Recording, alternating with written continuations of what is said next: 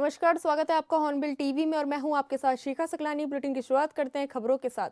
BJP के प्रदेश महामंत्री कुंदन परिहार ने कांग्रेस की दिल्ली रैली को लेकर तीखा हमला बोला। उन्होंने कहा कि कांग्रेस दिल्ली में रैली कर उत्तराखंड में अपनी बुनियाद बनाने का सपना देख रही है, लेकिन उसकी राजनीति हमेशा दोगलेपन से भरी रही है। उन्होंने कहा कि कांग्रेस आखिर चाहती क्या है, ये खुद उसे भी स्पष्ट नहीं है। कुंदन परिहार ने कहा कि साल 2014, 2019 और 2024 के लोकसभा चुनाव में लगातार हार के बाद कांग्रेस गहरे निराश से दौर से गुजर रही है और यही कारण है कि कांग्रेस सत्ता से दूर होती जा रही है। कांग्रेस में आज साफ तौर पर छटपटाहट दिखाई दे रही है।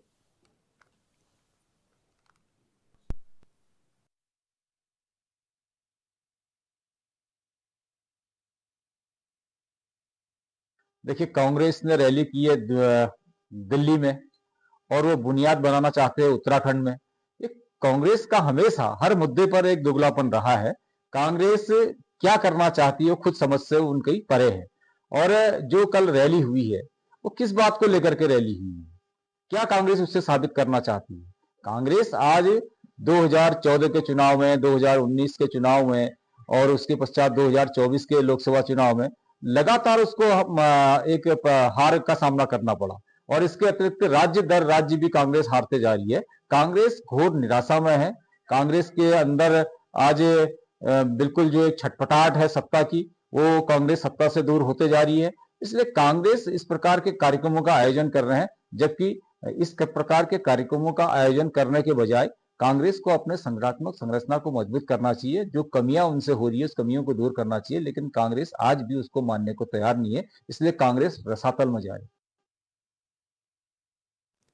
हरीश रावत ने आरोप लगाया कि चुनावी प्रक्रिया में बड़े पैमाने पर गड़बड़ी हो रही है, लेकिन कार्रवाई की नीयत साफ नहीं है। उन्होंने कहा कि डबल ट्रिपल एफआईआर दर्ज होती है पर निष्पक्ष जांच नहीं होती। चुनाव आयोग की भूमिका पर सवाल उठाते हुए उन्होंने दावा किया कि एक ही व्यक्ति के अलग अलग राज्य में वोट डालने के मामले सामने आए, फिर भी किसी पर कार्रवाई नहीं हुई। रावत ने कहा कि हर चुनाव से पहले बूथों पर बड़ी संख्या में वोट काटे जाते हैं, जो एक खास पार्टी को नुकसान पहुंचाते हैं, जिससे चुनाव परिणाम प्रभावित होते हैं। उन्होंने निष्पक्ष एफआईआर जांच और संवैधानिक संस्थाओं की स्वतंत्रता बनाए रखने की मांग की।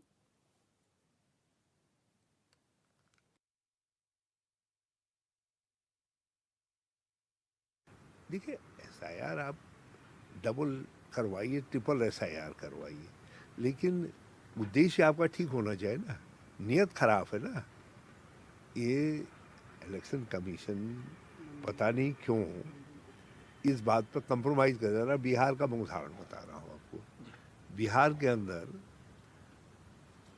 एक सांसद जो राज्यसभा के मेंबर रहे, अभी अभी तक थे मेंबर, उन्होंने दिल्ली के विधानसभा चुनाव में भी वोट डाला। उसका भी अपने सोशल मीडिया में वायरल किया अपने उसको, और बिहार में भी उन्होंने जाकर के डाला।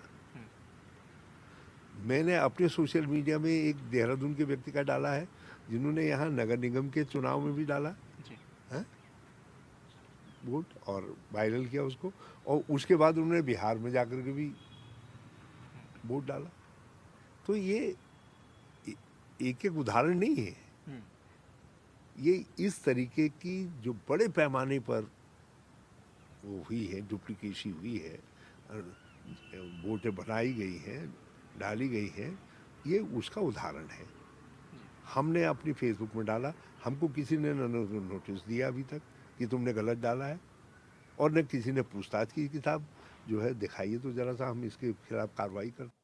थराली विकासखंड के कुलसारी सुनाऊ मोटर पुल के शिलान्यास कार्यक्रम में उस समय विवाद खड़ा हो गया जब तय समय पर विधायक भूपाल राम टमटा के पहुंचने से पहले ही भूमि पूजन शुरू कर दिया गया, जिस पर बीजेपी कार्यकर्ताओं के विरोध और हंगामे के बाद विधायक ने भी नाराजगी जताई और कार्यक्रम से लौट गए, लेकिन इसके बाद भी भूमि पूजन के साथ कार्यक्रम को पूरा किया गया।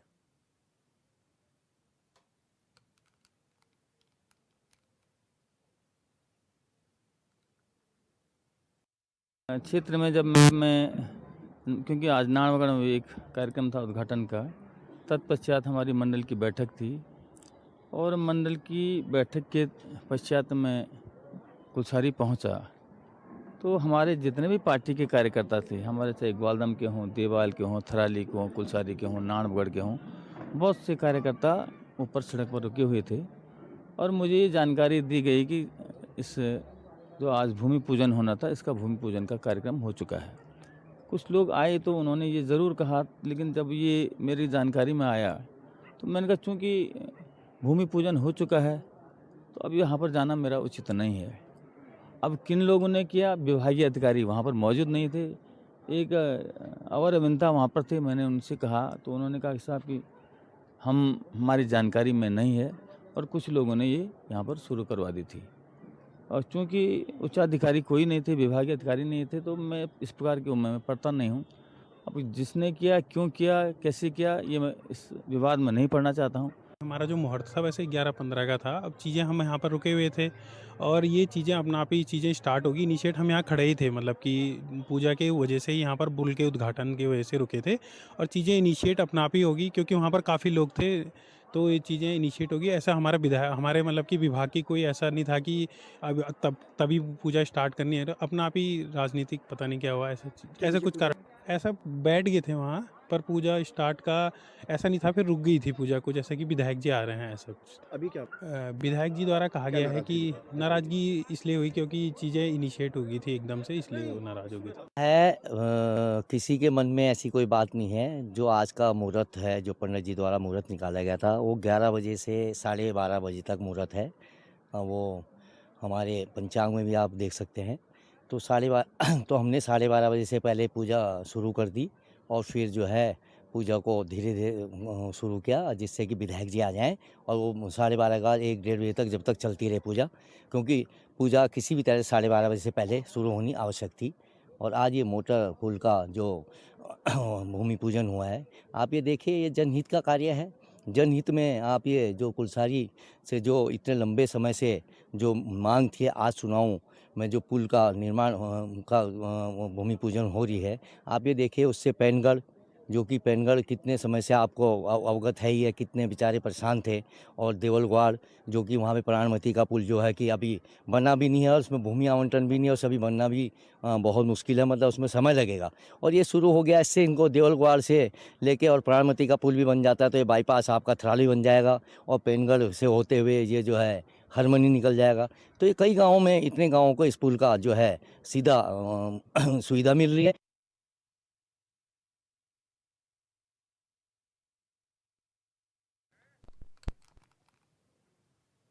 इस खबर पर ज्यादा जानकारी के लिए संवाददाता मोहन गिरी हमारे साथ जुड़ चुके हैं। मोहन, मोटर पुल का शिलान्यास कार्यक्रम था जहां पर विधायक जी को भी पहुंचना था, ऐसे में उनके पहुंचने से पहले ही भूमि पूजन कर दिया गया, ऐसे में क्या जानकारी मिल रही है?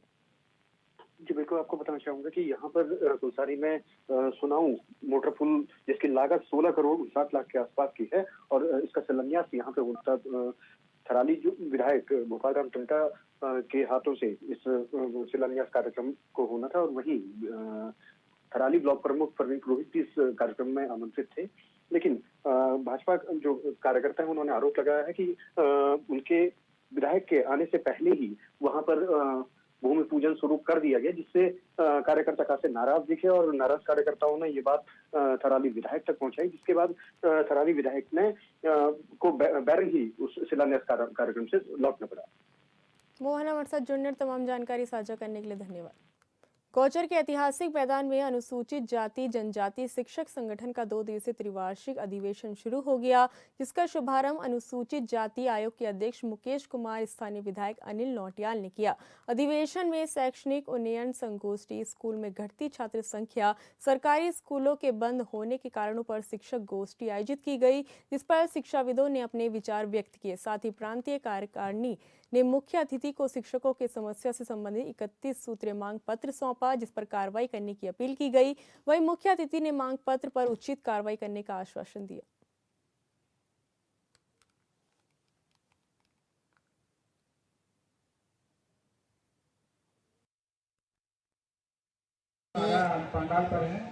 आज गोचर में अनुसूचित जाति जनजाति के अधिवेशन में जो आदरणीय इसके अध्यक्ष संजय टमटा जी और समस्त कमेटी के द्वारा एक बहुत भव्य अधिवेशन किया गया है, और प्रदेश के हर कोने से शिक्षक यहाँ पर आए हुए हैं, और काफ़ी मेरे ख्याल से 3 से 4 हज़ार की संख्या यहाँ पर उपस्थित हुई है। और ये एक बहुत शुभ अवसर है, और जहाँ तक मैं समझता हूँ कि जो समाज की समस्याएं हैं और जो शिक्षकों की समस्या है उसके साथ पर यहाँ प्रकाश डाला जाएगा और अनुसूचित जाति के विकास और उनकी समस्याओं के बारे में उन्होंने अभी ज्ञापन भी दिया है। मैं उनको संजय जी और उनकी पूरे टीम को ये विश्वास दिलाता हूँ कि जो भी उन्होंने मेरे को प्रस्ताव और वो दी है अपनी मांग पत्र, उसको हम जो भी माननीय मुख्यमंत्री और शिक्षा मंत्री तक पहुंचाएंगे और उसमें जो भी उनकी जायज मांगे हैं उसको हम पूरा करने के लिए सरकार से भी उसको मुख्यमंत्री से निवेदन करें। राष्ट्रीय शिक्षक एसोसिएशन का आज गौचर चमोली में द्विदिवसीय ऑडिशन जो है प्रारंभ होने जा रहा हो गया है और इसके हमारे कार्यक्रम के मुख्य अतिथि आदरणीय मुकेश कुमार जी, अध्यक्ष अनुसूचित जाति आयोग उत्तराखंड, आप हमारे मुख्य अतिथि हैं। और आज हमारे कार्यक्रम के मुख्य अतिथि माननीय शिक्षा मंत्री जी होने वाले थे, लेकिन उनको किसी कारण पर वहाँ जाना है और हमारे मुख्य अतिथि के रूप में आप हैं और आपको एक माध्यम से ही हमारी ये बातें वहाँ पर जानी है। प्रथम सत्र हमारा शैक्षिक उन्नयन का सत्र है, इस पर शैक्षिक उन्नयन पर चर्चा चल रही है कि कैसे प्रदेश में शैक्षिक उन्नयन होगा और इसके साथ ही 31 बिंदुओं का एक मापपत्र हमारा इसमें दिया गया है। उस मापपत्र में हमारा पहला बिंदु ये है कि 2012 से हमारे यहाँ इरशाद हुसैन कमेटी की जो गठन किया गया था, उस कमेटी की गठन मात्र 3 माह के लिए किया गया था। आज हमें अफसोस होता है कि 2012 से आज जो है 14-15 साल के बाद भी कमेटी की जो है रिपोर्ट सार्वजनिक नहीं हो पाई है और इस कारण में जो है हमारे प्रतिनिधित्व की सही आंकलन हमारे सामने नहीं आ पाए हैं। दूसरा महत्वपूर्ण बिंदु हमारा इसमें इस बात पर है कि अस्सी शिक्षक एसोसिएशन को भी जो है विभागीय बैठकों में मान्यता देते हुए उसे आमंत्रित किया जाए। यद्यपि जो है विगत समय सरकार ने जो है हमें प्रांतीय स्तर पर विशेष बैठकों में अन्य संगठनों के साथ भी आमंत्रित किया। चंपावत में ड्रग्स फ्री देवभूमि अभियान के तहत एसपी अजय गणपति के दिशा निर्देश पर नशा तस्करों के खिलाफ पुलिस की कार्रवाई लगातार जारी है। इसी क्रम में एसओजी प्रभारी कमलेश भट्ट के नेतृत्व में एसटीएफ कुमाऊं और थाना बनबसा पुलिस टीम ने वाहन चेकिंग के दौरान बिना नंबर प्लेट की बाइक समेत 3 नशा तस्करों को गिरफ्तार किया, जिनके पास से 799 ग्राम अवैध स्मैक बरामद किया गया। इस संबंध में एसपी अजय गणपति ने कहा कि तीनों नशा तस्करों के खिलाफ थाना बनबसा में सुसंगत धाराओं में मुकदमा पंजीकृत किया गया है। एसपी चंपावत ने कहा कि अभी तक पुलिस 140 नशा तस्करों को गिरफ्तार कर चुकी है और 87 अभियोग पंजीकृत किए गए हैं। एसपी चंपावत ने कहा कि जनवरी 2025 से अब तक चंपावत पुलिस 25.142 किलोग्राम चरस, 2.248 किलोग्राम स्मैक, 5.789 किलोग्राम एमडीएमए, 986 ग्राम अफीम और 83 नशीले इंजेक्शन बरामद कर चुकी है। उन्होंने कहा कि जिला पुलिस की ओर से साल 2025 में अभी तक 17,87,78,000 रुपए कीमत के अवैध मादक पदार्थ बरामद किए गए हैं।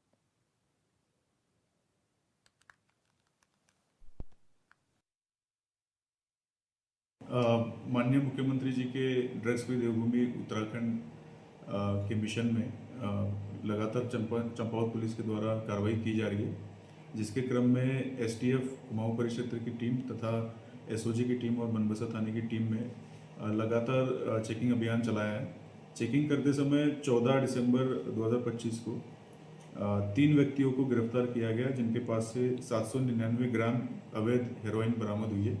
इन तीनों व्यक्तियों के नाम सूरजदीप सिंह, करनेल सिंह और गुरमीत सिंह हैं। ये तीनों ही लखीमपुर खीरी उत्तर प्रदेश के रहने वाले हैं। ये एक अंतर्राज्यीय गिरोह है जो स्मैक सप्लाई करता है। जो पूछताछ में इनके पास से हमें जानकारी मिली है कि इनके द्वारा ये स्मैक नेपाल में बेचने के इरादे से ला रहे थे और एक अभियुक्त जिसका नाम है सतनाम सिंह, जिसका भी नाम पूछताछ में आया है, जिसके विरोध में हम लोग कार्रवाई करेंगे। ये 2 करोड़ से अधिक मूल्य का।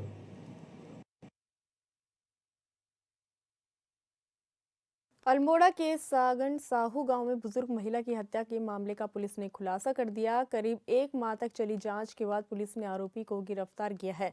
बता दें कि घटना 14 नवंबर 2025 को गंगा देवी की गला दबाकर हत्या कर दी गई थी, जिसके बाद मृतका के गले से सोने का गलोबंद लूट लिया गया था। वहीं गिरफ्तारी के बाद आरोपी के कब्जे से नगद रुपए और लूटा गया सोना का गलोबंद बरामद किया गया है।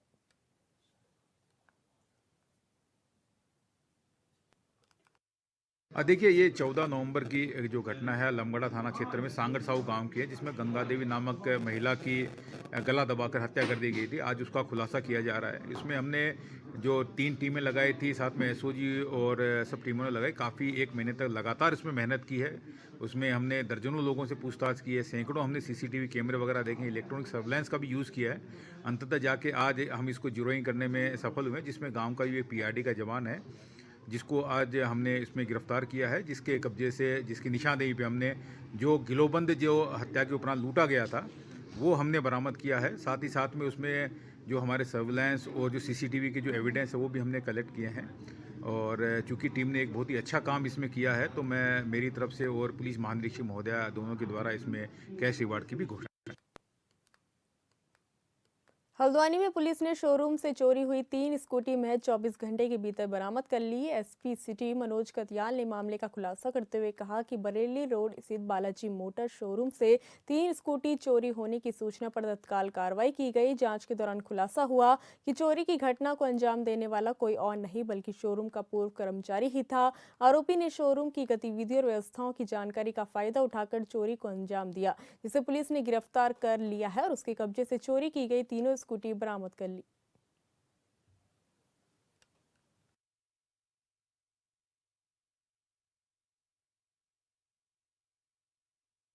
बेसिकली वादी के द्वारा एक 12 तारीख को तहरीर हमें प्राप्त हुई थी, जिनमें वादी ने बताया कि भाई मेरा एक शोरूम है यहाँ पर और उस शोरूम में 3 स्कूटी उनके यहाँ चोरी हुई हैं। तो क्योंकि अभियोग जो है इसमें तत्काल पंजीकृत किया गया और मामले की गंभीरता को देखते हुए वरिष्ठ पुलिस अधीक्षक महोदय के निर्देशन में इसमें टीमों का गठन किया गया और इसमें इलेक्ट्रॉनिक सर्विलेंस और मैनुअल इंटेलिजेंस की सहायता से हम लोगों ने इसमें बहुत शीघ्रता से काम किया, अलग अलग टीमें बना करके, और जिसकी वजह से हमें मात्र 2 दिन में इसमें सफलता मिली, जिसमें हमने मुख्य अभियुक्त जो कि हिमांशु नामक एक व्यक्ति है उसको और 3 स्कूटी के साथ हम लोगों ने अरेस्ट किया है और साथ में इनके जो क्रिमिनल हिस्ट्री है उसकी भी हम लोग जानकारी कर रहे हैं।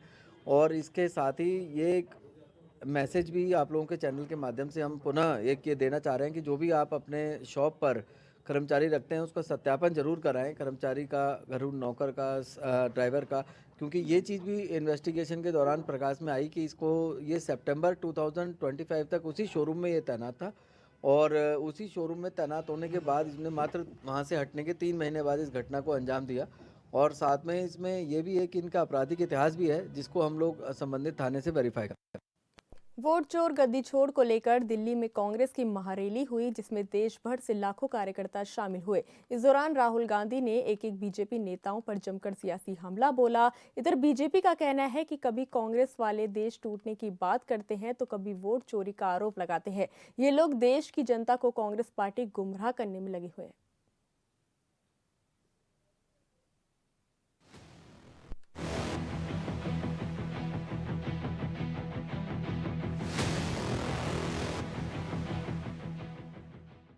चुनावों में कथित वोट चोरी का आरोप लगाते हुए कांग्रेस ने दिल्ली में विशाल रैली का आयोजन किया। इसमें राहुल गांधी और कांग्रेस के राष्ट्रीय अध्यक्ष मल्लिकार्जुन खड़गे ने बीजेपी पर वोट चोरी का आरोप लगाया और बीजेपी के नेताओं को गद्दार तक कह दिया। प्रियंका गांधी ने कहा कि देश की सभी संस्थाओं को सरकार के सामने झुकने को मजबूर किया जा रहा है। उनके पास सत्ता है, वो वोट चोरी करते देखिए आपके सामने पड़ा है। ज्ञानेश कुमार, डॉक्टर सुखबीर सिंह सांधू, डॉक्टर विवेक जोशी, याद रखिए ज्ञानेश कुमार, सुखबीर सिंह सांधू, विवेक जोशी, ये जो सत्य और असत्य की लड़ाई हो रही है, इलेक्शन कमीशन बीजेपी के सरकार के साथ मिलकर काम कर रहा है और इनको जितनी भी इम्यूनिटी देनी है दे दो। नरेंद्र मोदी जी ने इलेक्शन कमिश्नर्स के लिए कानून बदला, नया कानून लाए, कहा कि इलेक्शन कमिश्नर कुछ भी करे उन पर एक्शन नहीं लिया जा सकता है, उन पर कार्रवाई नहीं ली जा सकती है। मैं इस स्टेज से आपको कह रहा हूं, कांग्रेस पार्टी आपको कह रही है। वोट चोर गद्दी चोर को लेकर अब उत्तराखंड में भी आरोपों की राजनीति है। बीजेपी प्रवक्ता का कहना है कि कांग्रेस पार्टी को अतीत में झांकने की जरूरत है, क्योंकि कांग्रेस के काले इतिहास की बदबू आज भी देश महसूस करता है। कांग्रेस के शासनकाल में इमरजेंसी लगाकर लोकतंत्र को कुचलने और देश को अस्थिर करने का काम किया गया, जिससे जनता कभी नहीं भूल सकती। प्रदेश प्रवक्ता ने कांग्रेस से सवाल करते हुए कहा कि आखिर भारत जोड़ो यात्रा की जरूरत क्यों पड़ी। कांग्रेस ये बताए कि भारत टूटा ही कब था। देखिए, किस तरीके से देखने की जहां तक रही बात, तो इनको जिस तरीके से देखना चाहिए पूरी जनता उसी तरीके से देख रही है और सत्ता से बाहर का रास्ता इनको दिखा भी रही है। तो वही कार्य इनके साथ किया जा रहा है कि सत्ता से इनको बहुत दूर रखा जा रहा है, क्योंकि पूरी तरह से जनता समझ चुकी है कि इनके लिए रोजगार एक राजनीति के रूप में आज तक चला आ रहा था, इसलिए जनता ने इनको बाहर का रास्ता दिखाया है। और ये जिस प्रकार से इससे पहले ये मोहब्बत की दुकान भी चला रहे थे और भारत जोड़ो यात्रा, मैं तो ये ही समझ नहीं पाई आज तक कि भारत टूटा कब था जो ये जोड़ने के लिए चल पड़े थे। तो जब जब इस तरीके का ये कर रहे हैं शोर शराबा, तब तब इन्हें मुंह की खानी पड़ रही है। और इस बार भी इनको निश्चित तौर पर फिर जनता एक बार सबक सिखाएगी और इन्हें फिर से ये बताएगी कि कौन वोट चोर है, कौन क्या है। शायद ये अपना इतिहास भूल चुके हैं कि रायबरेली में क्या हुआ था और किस प्रकार से इमरजेंसी लगाई गई थी सत्ता में बने रहने के लिए। पार्टी नेता राहुल गांधी के आरोपों पर बीजेपी का पलटवार है और उस पर कांग्रेस पार्टी नेता की प्रतिक्रिया है। प्रदेश प्रवक्ता कांग्रेस का कहना है कि बिहार हो या महाराष्ट्र या फिर हरियाणा, इन सभी प्रदेशों में बीजेपी ने वोट चोरी कर रखी है और वहां जाकर सरकार बनाई है। एसआईआर के नाम पर लाखों गरीब वोटरों के नाम काट दिए गए, लेकिन आयोग ये तक नहीं बता पाया कि कितने लोगों को बिहार से बाहर भेजा गया है। देखिए, एसआईआर आप डबल करवाइए, ट्रिपल एसआईआर करवाइए, लेकिन उद्देश्य आपका ठीक होना चाहिए ना। नियत खराब है ना। ये इलेक्शन कमीशन पता नहीं क्यों इस बात पर कंप्रोमाइज कर रहा है। बिहार का मैं उदाहरण बता रहा हूँ आपको। बिहार के अंदर एक सांसद जो राज्यसभा के मेंबर रहे, अभी अभी तक थे मेंबर, उन्होंने दिल्ली के विधानसभा चुनाव में भी वोट डाला। उसका भी अपने सोशल मीडिया में वायरल किया अपने उसको, और बिहार में भी उन्होंने जाकर के डाला। मैंने अपने सोशल मीडिया में एक देहरादून के व्यक्ति का डाला है जिन्होंने यहाँ नगर निगम के चुनाव में भी डाला है वोट और वायरल किया उसको, और उसके बाद उन्होंने बिहार में जाकर के भी वोट डाला। तो ये एक एक उदाहरण नहीं है, ये इस तरीके की जो बड़े पैमाने पर वो हुई है, डुप्लीकेसी हुई है, वोटें बनाई गई हैं, डाली गई है, ये उसका उदाहरण है। देखिए, कांग्रेस पार्टी की कल ऐतिहासिक रैली को देख करके जो है जिसमें लाखों की संख्या में लोगों ने अपनी भागीदारी की, कांग्रेस पार्टी के कार्यकर्ताओं के साथ साथ आम जनमानस भी उस रैली में जो है भागीदार बने। ये देख करके जाहिर सी बात है भारतीय जनता पार्टी को बौखलाहट तो होगी। उसी बौखलाहट का नतीजा है कि भारतीय जनता पार्टी के नेता हो या प्रवक्ता हो या अध्यक्ष हो, उल जलूल बयानबाजी करेंगे। देखिए, भारत जोड़ो यात्रा, बिल्कुल आपने सही कहा। मैं कहूंगी कि उन्होंने कहा कि भारत टूटा कब था तो जोड़ों की जरूरत पड़ गई। देखिए, बिल्कुल आपने सवाल में जवाब दे दिया कि भारत 2014 से जो भारत को तोड़ने का कार्य भारतीय जनता पार्टी कर रही है, इसका नतीजा था कि राहुल गांधी जी ने भारत जोड़ो यात्रा के साथ साथ भारत न्याय यात्रा जो है निकालने का कार्य किया। और यही वजह थी कि आप जो गठबंधन की राजनीति को कुछ नहीं समझते थे, आप वापस आकर के फिर से बैसाखियों के सहारे अपनी सरकार चला रहे हैं। उत्तराखंड में भी कुछ समय में एसआईआर की तैयारियां हैं, जिस पर पहले ही बहस है। प्री एसआईआर को लेकर विपक्ष पहले ही आरोप लगा रहा है कि टारगेट पर कांग्रेस समर्थकों का चयन कर लिया गया है। एसआईआर को लेकर संसद में 10 घंटे तक बहस हुई और जिसमें विपक्ष आरोप लगा चुका है कि सरकार सटीक जवाब तो नहीं दे पाई, बावजूद इसके वोट चोर गद्दी छोड़ पर सियासत है। Bureau report, hornbill TV. फिलहाल इस बुलेटिन में इतना ही। आप देखते रहिए हॉर्नबिल टीवी। नमस्कार।